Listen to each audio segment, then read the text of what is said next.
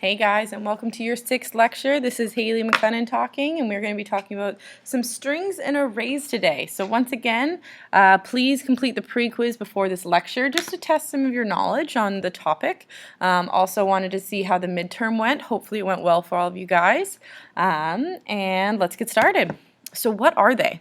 Strings is a sequence of characters used to write sentences in programs. So if you want to write hello world, that's a string. So when a string is created, the compiler creates a string object with a value, and so that value is what your string or sentence is. So let's create a string ourselves. Let's create one saying hello world. That's probably the most basic one. So I'll just create a program here, public class, lecture. Let's call it lecture. Static void main string. Alrighty, so what do we want to say? What do we want to say today? Let's call it, okay, so string hello is going to equal to hello world, exclamation point. So these are all characters in here, so we are going to have it enclosed by those. So now let's print it out, system.out.println. Hello. Let's try this. So again, we are going to save it, lecture.java. Whoops. And let's try and compile this. Hold on, my compiler is just loading.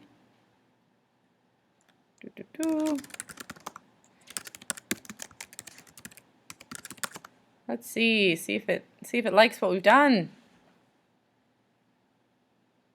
Oh, yep, so it has compiled. Let's run it. So hello world is printed because we have the string variable here called hello, and we are putting it in here so that when it gets to here, it knows that hello is storing this value here, storing hello world. So when we're printing it out, it's printing out the variable which points to here. All right, so that explains that. So a little bit more about strings. They're immutable. Once they're created, they cannot be changed. One really good function to know about strings is finding out the string length. It's an accessory method to find out the number of characters contained in a string. So let's code this out. So hello world.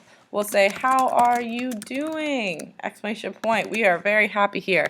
Then let's say int length. We're going to do a little space over here. Int length is going to be hello.length. Let's see if we've done this all right. Yes. And let's see, we're going to do that, and we're going to say plus length. So I want to print out hello, which is storing this string, and then I also want to print out the length of the string. Let's see if this works. Let's see, make sure I didn't make any mistakes. No, I did not. Hello world, how are you doing? 32. So if you go through and count every single one of these, including the spaces and exclamation points, you should come up to 32. That should be your number that you get. So that's really, really helpful in the future. I've used it a lot. If you need to know how long a sentence is, how many characters they are, very, very important. So again, I've put copies of my code on the slides just in case if you need it. So now I'd like you to try. What do you think the length of, oh, actually, no, we already covered that. Actually, let's see. Oh, actually, no, we haven't. What do you think the length of this code is going to be? The length is, what do you think it is? Please write down your output and submit it at the end of the lecture. Remember, string contains every character, including spaces and colons and exclamation marks. So the solution should be the length is 14. How did it go for you? Did you get it? So here are a few string methods that are really, really important. So char at int index. So you're passing in an index. It's going to return the character at that index. Oh, whoopsies, sorry. Int compare to object x. It's going to compare the strings to another object. Again, comparing strings to string, comparing strings, ignoring cases, string concates the string at the end of one, so it's going to add it onto them. So these are just good things to review You might not be applying them, but it is just good to know, and I really recommend looking a few of them up. I'll add a few links in just for some external resources, a little bit of extra reading just to show you some other ones because there are a lot. So now let's talk about arrays. Arrays store a fixed size of sequential collection of elements of the same type. So if you have an array of integers, it's only going to have integers. Same as an array of doubles, only going to have doubles. Really good to know.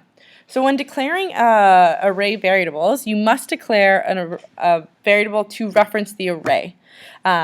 Specify the type of the array so the variable can reference that. So there's two different ways. You can say the data type, so an integer, a double, a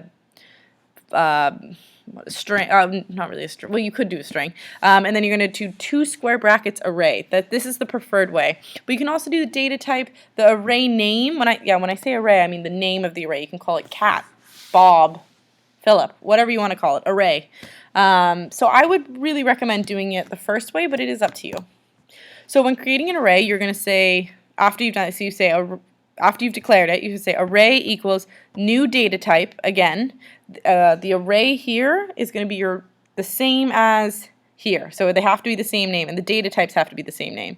So you need to specify how big the array is going to be, and that's what our array size is. So 10, 15, 1,000. You could also do a string length in there. Create an array using a new data type and assign the reference of the newly created array to the variable array.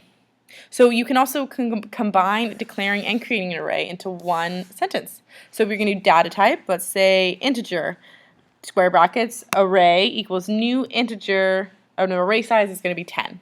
That's what you can do, and that will create and declare your array. So processing arrays. You can use a for loop.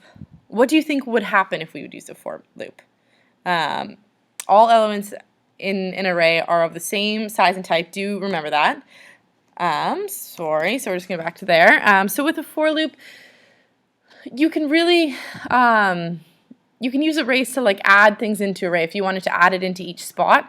So an array it's really like a,